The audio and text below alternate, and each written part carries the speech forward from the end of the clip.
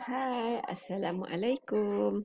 Okey, hari ni kita masuk tajuk baru iaitu bab 3, proses reka bentuk. Okey, pada bab 2 hari tu, kamu semua dah pelajari hal berkaitan dengan pengurusan projek iaitu rangka perancangan projek, membina jadual kerja, menyediakan anggaran kos dan juga pembentukan kerja kumpulan. Ingat lagi tak? Okey. So dalam bab 3 ni fokus kita seterusnya untuk mendapatkan maklumat lengkap tentang produk yang ingin dihasilkan. Okey. Standard pembelajaran untuk bab 3 ni kamu akan dapat mentakrifkan maksud projek brief, mengenal pasti ciri projek brief, merancang projek brief untuk menghasilkan produk yang kreativiti, menyaring maklumat dalam projek brief dan juga aplikasi projek brief dalam bentuk jadual dan lakaran. Lepas tu bina mockup atau model. Lepas tu nilai hasil mockup atau model. Maksudnya untuk topik ni kita akan bina satu produk lah. Iaitu mockup atau model. Okey, nanti kita tengok apa maksud mockup dan model. Okey, definisi projek brief. Projek brief apa maksud dia? Proses perbincangan awal antara dua pihak iaitu pengurus projek dengan pelanggan untuk mendapatkan idea reka bentuk. Okey, slide ni bukan cikgu buat, cikgu ambil daripada grup RBT. Terima kasih kepada cikgu ni, SMK Chinese Muazzam Shah Pahang. Daripada Pahang slide ni.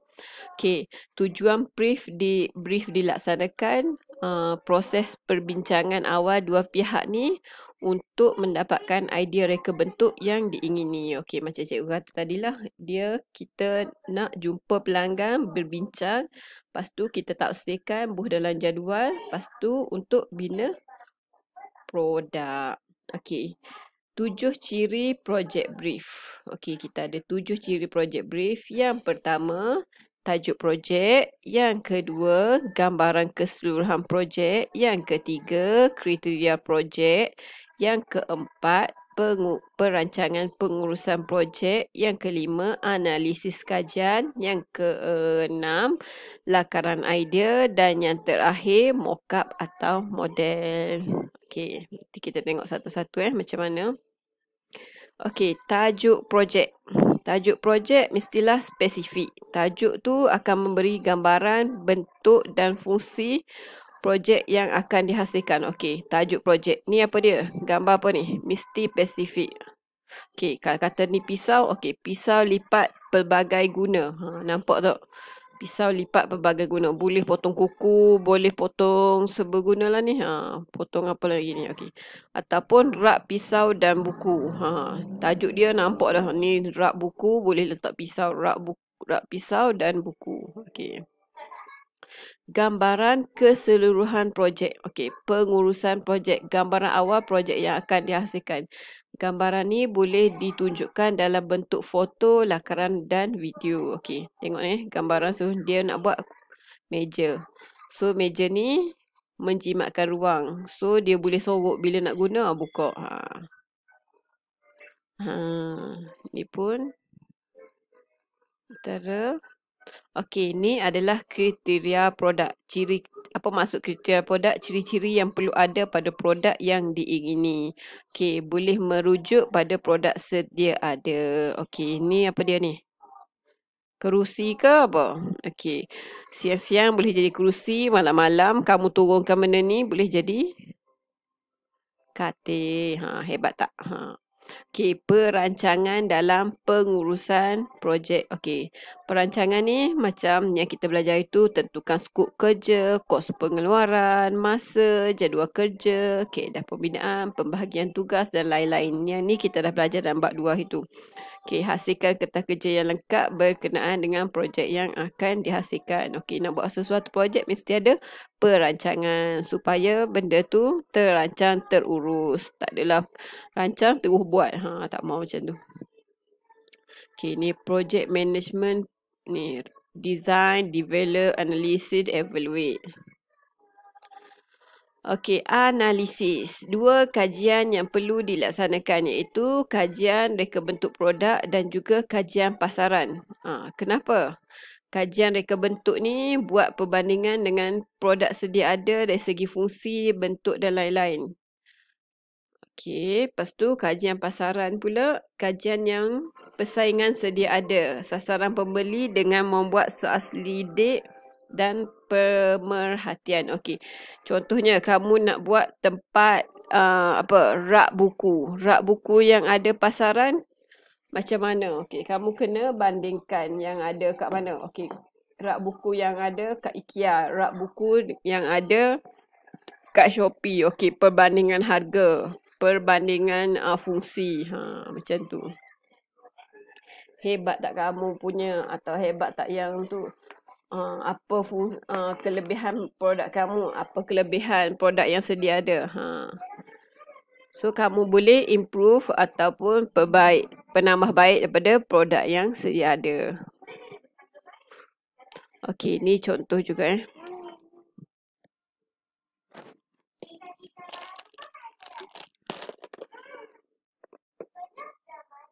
Okey, seterusnya ni adalah perbandingan produk yang sedia ada di pasaran lah. Ni adalah baby seat baby seat. Okey, boleh tengok pelbagai produk perbandingan produk sedia ada lah. Ni contoh perbandingan produk sedia ada. Ini perbandingan kasut baby lah.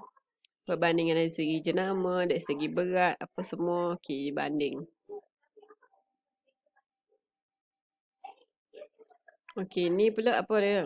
Perbandingan jenis-jenis lampu. Okey, ni lampu mental, lampu Kalimantan,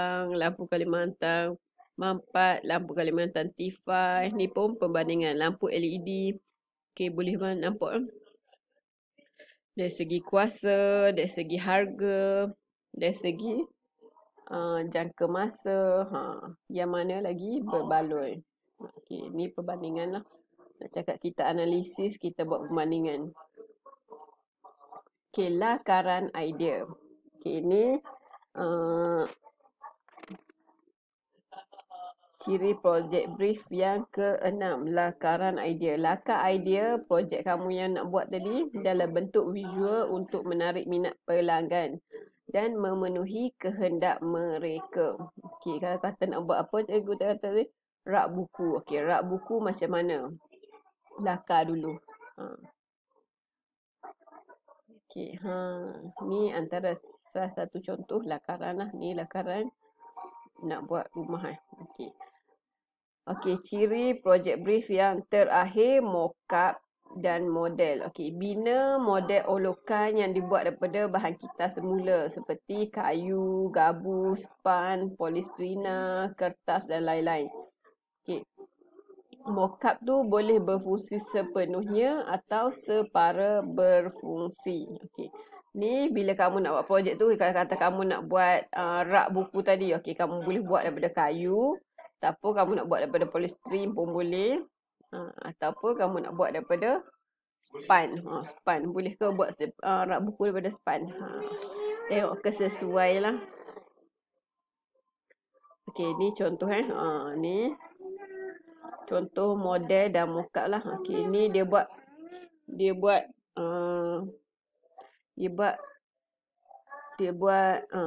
apa ni? Rekaan macam tadi tu apa? Rumah ni apa pula? Kapal ke apa ni? Ni model atau mock-up lah. Okey. Pembinaan model atau mock-up. Okey, kita tengok apa maksud mock-up. Pernah dengar tak mock-up? Mock-up ni adalah model olokan, model tipu-tipu sebelum menghasilkan produk sebenar. Ia dapat memberi gambaran awal produk tu dari segi saiz, keseimbangan dengan rupa bentuk, warna dan ergonomik. Boleh dibina ikut saiz sebenar ataupun berskala. Okey, mock-up ni contohnya kapal terbang. Kalau kamu nak buat model kapal terbang, takkan kamu nak buat kapal terbang yang besar tu kan? Okey, tentulah kamu buat mock-up. Iaitu buat kapal terbang kecil je. Ataupun nak buat rumah, takkan nak buat rumah betul-betul kan? So, kamu akan buat rumah daripada kertas ke, buat rumah daripada batang aiskrim ke, ataupun buat rumah daripada kotak kertas, kotak saja. Macam itulah tu maksudnya mock-up. Tapi yang memberi gambaran awal lah. Okey. Model pula terdiri daripada dua jenis lah. Model dia ada separa berfungsi ataupun berfungsi sepenuhnya. Boleh dibina ikut saiz sebenar atau berskala. Okey, sama juga dengan mock-up.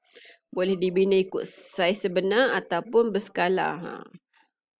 Model berfungsi sebenarnya menyerupai objek sebenar. Okey, so bezanya antara model dengan mock-up ni, mock-up dia tidak berfungsi. Model ni dia berfungsi. Misalnya kamu bina rumah. Okey, mock-up tu dikira sebagai rumah sebab rumah yang kamu bina tu memang tak boleh masuk lah. So bukannya model, dia adalah rumah mock-up sebab tak berfungsi. Ataupun apa lagi? Model sesuatu yang berfungsi. Dia tak gambar. Okey, ini contoh Okey, mock-up dengan rupa bentuk dengan produk sebenar. Okey, mock-up ni mock-up dia buat daripada kertas kotak je. Okey, yang sebenarnya dia buat daripada apa ni? Kayu. Ni apa ni? Okey, bangku. Ni yang sebenar mock-up buat daripada kertas cardboard ke kertas kotak je ni. Okey. Buat bangku. Ni adalah mock-up. Tipu-tipu, tak boleh duduk pun. Satgi hancur. Okey, sebenarnya dia buat daripada kayu, bangku ni buat daripada kayu boleh duduk. Ni mock-up tak boleh berfungsi, duduk hancur. Okey. Okey, ni alatan dan bahan untuk membuat mock-up atau model. Okey, ni ada yang kenal ke? Beberapa alatan dan bahan. Okey, yang pertama ni kenal tak? Ni adalah okey, kalau dalam buku teks kamu muka surat berapa ni? Alatan dan muka surat 60. Okey, yang pertama ni adalah pistol perekat panas ataupun kamu panggil apa? Hot glue gun. Okey. Ni ubat dia, panggil apa ni? Glue stick. Kalau tak ada glue stick ni tak boleh gunalah hot glue gun ni. Ni apa dia? Ni riveter. Rivet. Dan juga ni dia ubat dia. Ubat digunakan bersama ribet. Ni ribet dia. Ni apa dia? Okey, dia ada setengah tak ada dalam buku teks kamu Okey, ni glue, ni pun glue. Ni screw. Okey. Ni paku. Ni mudahlah, ni stapler.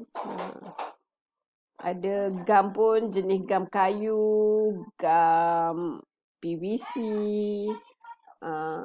gam apa lagi? Gam kayu, gam PVC, super glue. Super glue ni untuk lekat pelbagai pun boleh, untuk lekat kain, lekat mounting board, lekat kayu, lekat plastik.